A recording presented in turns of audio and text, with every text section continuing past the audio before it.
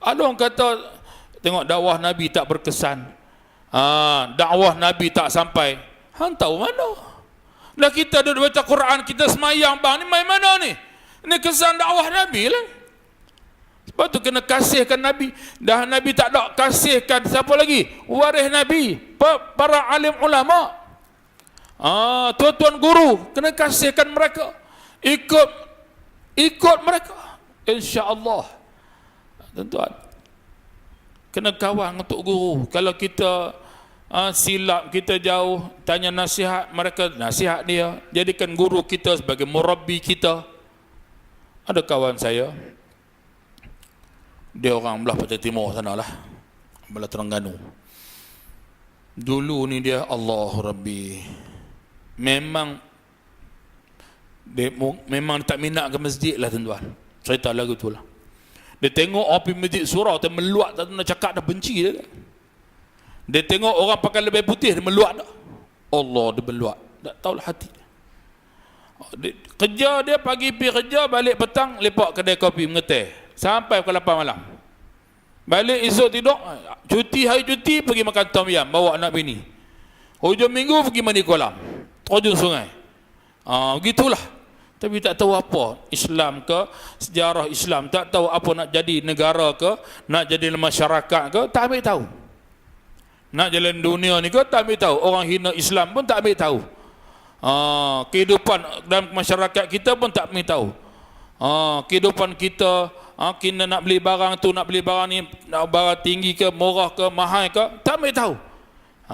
Kena ambil tahu isu sosial, isu masyarakat. Contoh, kita mari majlis ilmu, bukan kita main mengaji kitab saja, kita tahu lagi hal ehwal masyarakat, kita dapat tahu. Jadi kawan saya ni dulu, dia kata memang dia jahil murakab lah, dia kata, bukan tak jahil, dia meluat. Tengok, akhir sekali Allah Ta'ala uji takdir dia dengan anak dia. Hidayah melalui anak dia. Hidayah tu dari Allah lah, tapi melalui anak dia. Tuan-tuan, satu hari anak sulung minta, abah boleh tak hantar Kak Long pergi masjid nak solat jemaah. Aduh, aku dah lah bengang, anak pula. Tapi oleh kerana dia kalah dengan anak, tak lagi lah. Lah, masa tu ada misai, lepas dia berubah, dia cukok misai. Banyak orang berubah, dia cukok misai. Saya apa heran. Masa tu memang muka ni, muka tubuh orang, muka tepuk meja, muka campak handset ni, muka bengih, nampak muka garang, misai macam tanglung, tapi takut dengan anak. Jangan terus. Anak kata, abah jual hantar. Aduh, hak yang geram tu jadi kalah, dia hantar. Lepas tu pula esok anak kata, abah jom boleh tak hantar, nak ada kuliah maghrib, nak dengar ceramah agama. Aduh, gilah hantar anak. Kemudian anak telefon, abah marilah ambil, dah habis dah. Dalam perjalanan balik, dia tanya anak dia, Kak Long, apa yang sedap sangat main jemaah? Apa sedap dengar ceramah? Satu kata apa? Oh abah, main jemaah rupanya lega masalah. Kita hutang jadi hilang hutang kita. Lain macam Kak Long cakap. Lah, ayah tak percaya, abah tak percaya, cuba abah pergi tengok. Dia ni hutang banyak. Dia ingat duit tu habis lah. Dia rasa lagu tu. Kalau tak percaya, abah pergi tengok lah. Memang rasa lega lepas mayang. Tu ke? Lah. Kan? Masa lega. Kemudian pula, ustaz tu kata benda. Ustaz tu kata, abah, siapa tak semayang bodoh. Siapa tak main masjid, bengong. Allah, bengang sekira lah dia ni. Dia kata, bahasa kau ajar ustaz ni, kata ni. Kata, aku bodoh, main bodoh sungguh, dia kata. Ada ustaz tu saya tadi sebut lah, main bodoh, dia kata orang tak semayang bang. Mati nak masuk syurga, mayang tak, takkan bodoh, dia kata. Parah. Akhir, esok tu, anak dia ajak pergi, dia nak ikut sekali anak dia. Nak tengok ustaz tu kata mana, nak tengok lega lagu mana, nak tengok tenang lagu mana lepas mayang. Bila anak dia masuk masjid, dia pun pergi ambil wuduk, masuk maghrib, mayang juga. Rupa-rupa tengah semayang tu, tiba-tiba tengah semayang, meleleh mata, dia kata. Dia rasa sedih ya.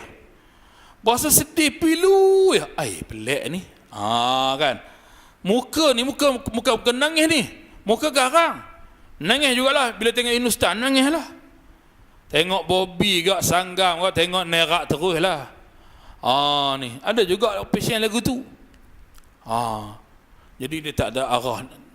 Dia cerita masa tengah maghrib tu imam baca dia bukan faham pun, tapi melengalir mata. Bersedih. Allah kata, ya Allah, tu dia hidayah.